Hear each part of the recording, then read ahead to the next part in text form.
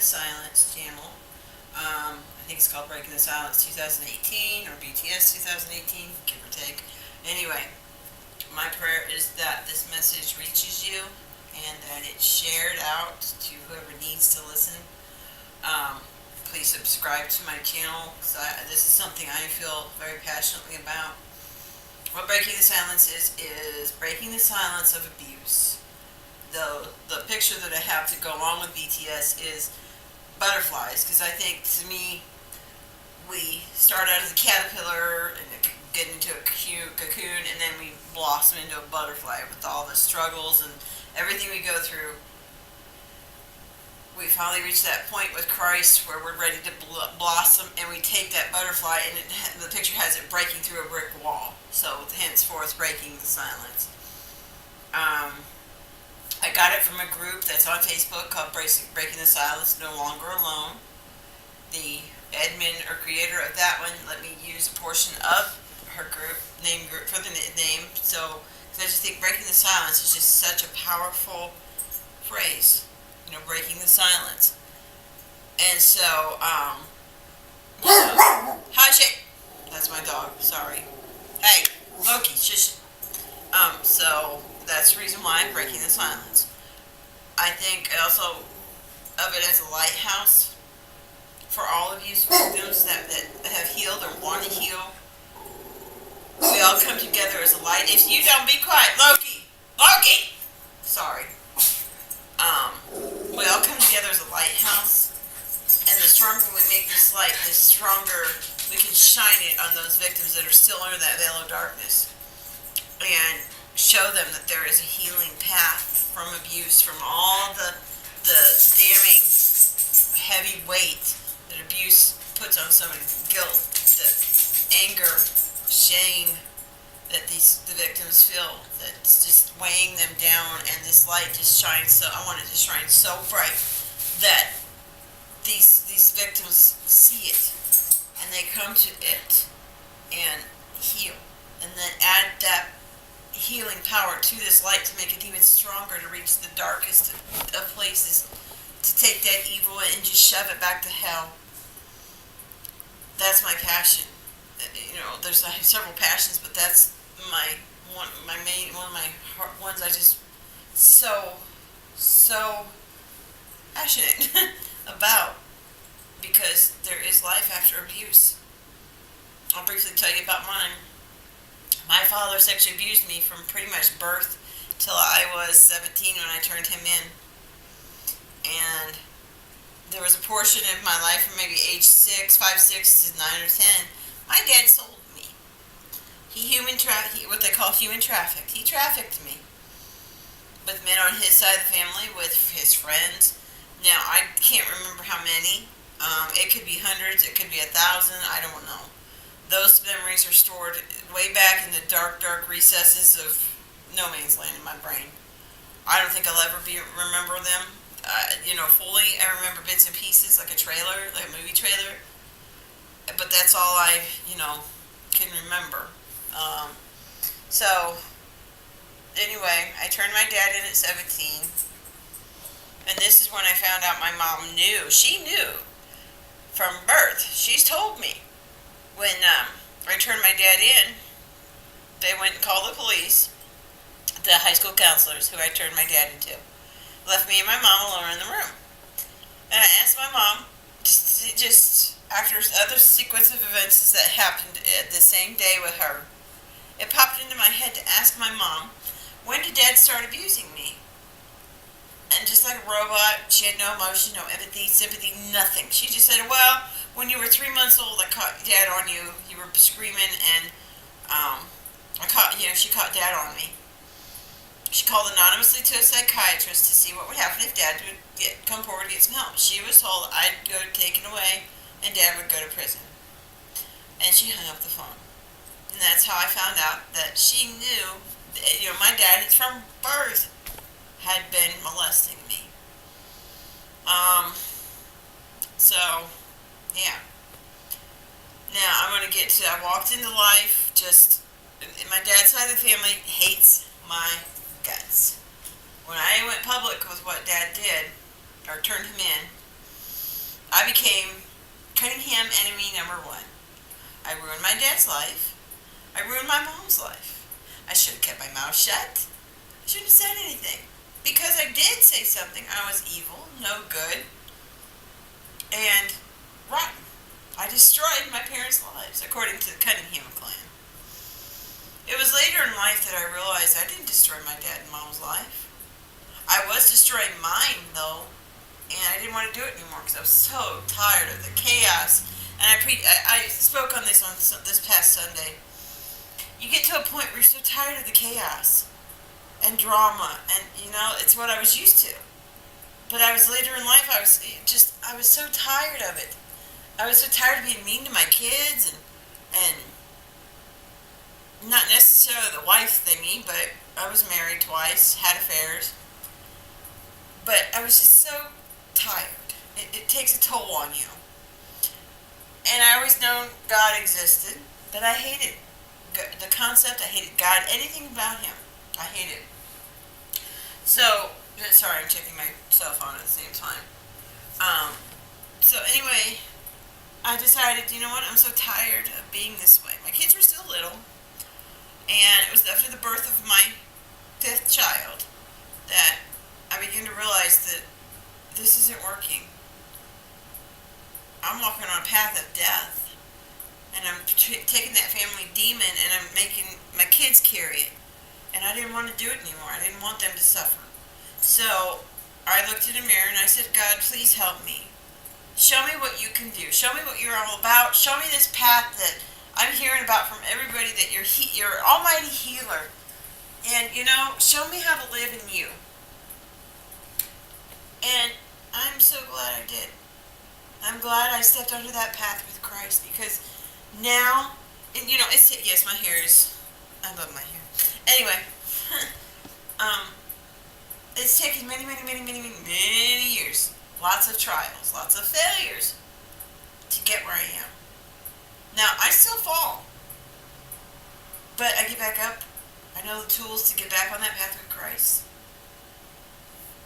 Gain wisdom and knowledge from whatever I fell from. Move on. I'm able to live a moderately happy lifestyle. Now, I'm probably always going to have residual effects of what happened to me in the trauma, but they're not as prominent now as before I accepted Christ and followed Him. Yes, I am a woman of faith. Yes, I believe in Christ and healing through Him.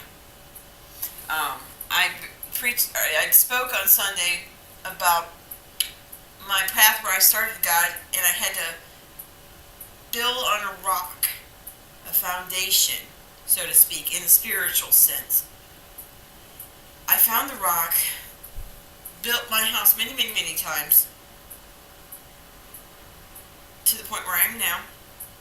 I'm able to speak and talk about my past, talk about how God is working in me today, how He worked in me in the past, how it can relate to today to help others, and help others realize that they don't have to be a victim anymore. They don't have to feel the shame, the guilt, the anger, the hatred, the chaos that brings being under that veil of darkness is what I call it, of abuse. I still, from time to time, I have triggers. It could be a smell, it could be a person's look, it could be a person's tone, or words that sets me back to remembering something from the past. But I realize I'm not that person anymore. I am stronger to deal with it. I've taught myself tools to handle it. And, I've had 2 strokes that I could have easily laid down and just gone to a nursing home and died. But I didn't. I wanted to at first. I wanted to accept that's my lot in life. But you know what? That's what the enemy wants. The enemy wanted me to not learn to talk again, to not learn to walk or think or do what I'm doing now. The enemy wanted me to become nothing. So I couldn't spread what God was doing, spread the truth. And I fought back. And here I am. still sharing. Satan still attacks. Sometimes I crack and I let him in. But I get back up. Remember who I am. I'm a child of God. And with that, with the name of just Jesus, and remembering I'm his daughter, that strength and that joy and that peace comes flooding in on me, and it takes what the demon has set up and moved it out. Gain wisdom and knowledge from the situation and move on. Continue to grow, continue to shine, because there's victims out there still in a sick, dark world that need help. And I want to help them, along with others. It's not just about me. There's other people like me out here. I have written a book. It's called Never a Child. It is for sale right now. Right now I'm just made a deal with a shop downtown here in Johnstown to sell them there. So it gives me a break from having to push it out there as far as like meeting people to sell it. So that way it's at one specific location and people can go down, buy it. And the scripture that I was led to tonight to kind of read is Matthew 19:26. Jesus is talking to his disciples and people against Matthew 19:26. Jesus looked at them intently and said, humanly speaking, it is impossible. But with God, everything is possible. So it's basically, without God, it's going to be really, really hard to live life. If we walk with God, now everything is possible only if it's in his will for us. That's the concept I had trouble getting at first. But now that I understand and have let that grace, and I understand the grace and the peace and the understanding. And sometimes I don't understand even. I just go to the peace and let the understanding surpass me. Because if I stand and try to understand something, I'm going to go insane. So I'm going to stand in the peace. And if God wills it that I understand, great. If not, okay too. Move on. And with him, all things are possible if it's in his will for us. And that's what's so amazing. It's just this path is just, I built the rock, he's the foundation, and I'm building on it, and it's growing and growing through all my struggles. I've got a lot of people that have seen me, that have been with me for years, seen me fall, get back up, fall, get back up, rise a little bit more, fall down, get back up, rise a little bit more. They've seen my journey. They see the strength God keeps giving me to get back up and go again, keep walking. Because there's a greater purpose on this world. Now, my dad used to call me his little whore. I'd be nothing but a whore. That's what his lot in life for me was. And to pass that down to my kids. To pass that same, thinking. Never going to be nothing but what this world is going to make you. And I found God, and God said, no. I have so much more for you. On every level. You're not a whore. You're not meant to be a whore. I replaced those lies with God's thoughts, and I just, wow, here I am. I've written my book. I'm working on my second book. I'm selling my first book. I'm speaking, at places. I'm doing things, forming a human trafficking community group. I'm talking about my life to help others. I've dived out into the work world again because I felt it was time, that I could handle the stress of work and all that comes with it. I did it.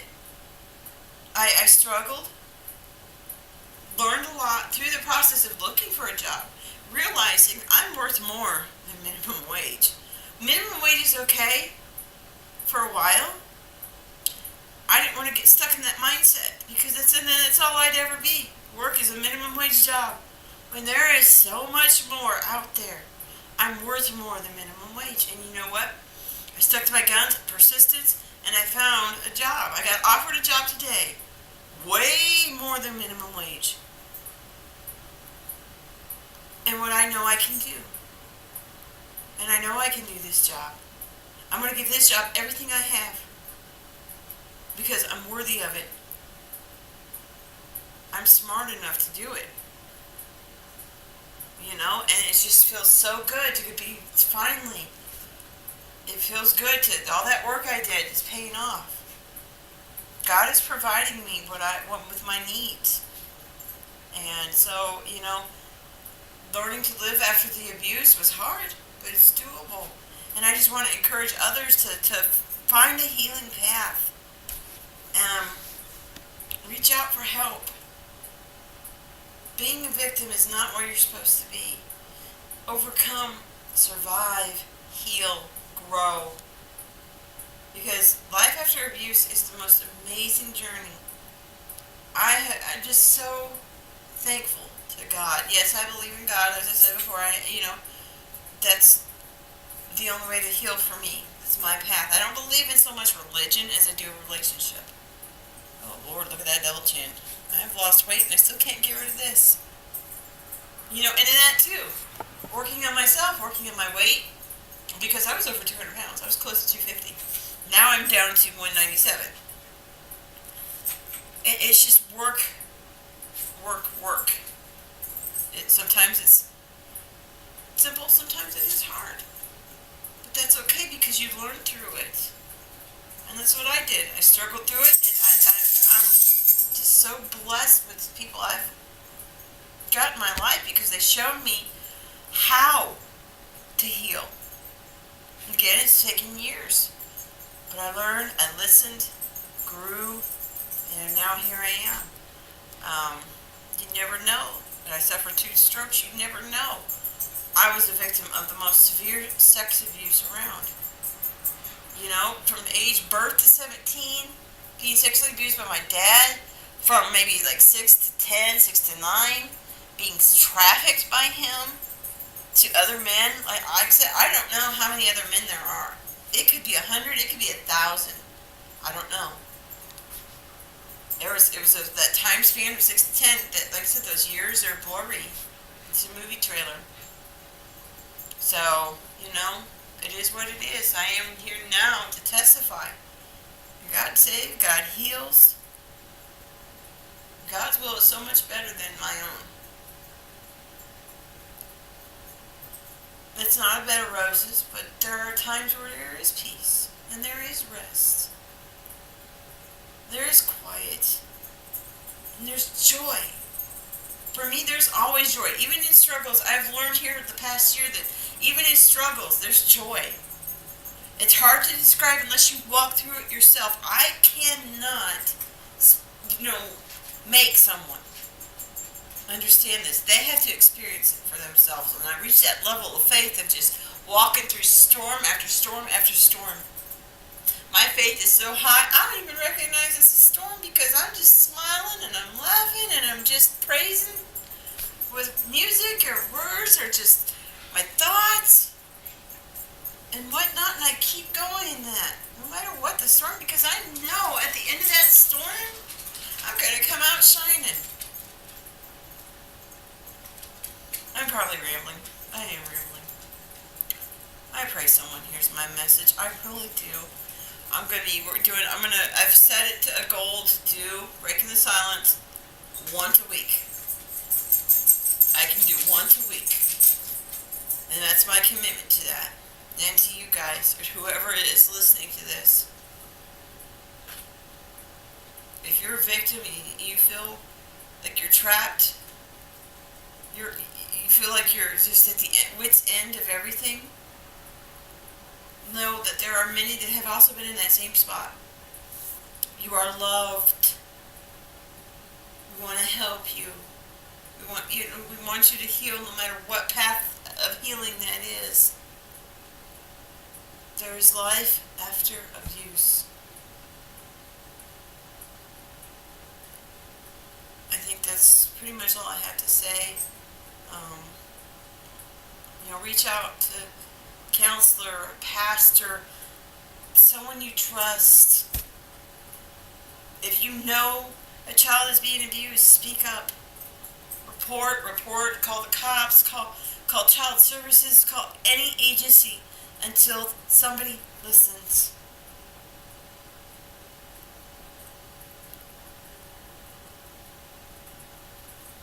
I'm not sure what else to say. But again, this is called Breaking the Silence, and I'm going to dedicate one video a week is my goal for this, to watch it grow, and each week it'll be something different to talk on. Tonight was just kind of a jibber jabber, whatever. The videos will be more focused, like say, I'm not sure what I'll be led to talk about, but I'm wanting it to be like a focused topic or subject, who knows. So again, thank you for listening. Please share out and subscribe, because I want to see this, just not for me. This isn't about me. This is about reaching those victims of sexual abuse, sex trafficking, and getting them to understand that they are loved. They're not alone. They are not alone whatsoever. There's healing. There's love. There's laughter. There's joy. There's crying. There's tears. There's just. But there's people to hold you through it all. And I pray that this gets to those. Anyway, I want to stop yapping here and close it down, and thank you for watching. This is Breaking the Silence Vlog 2. And I pray that, again, this just gets where it needs to go. God bless.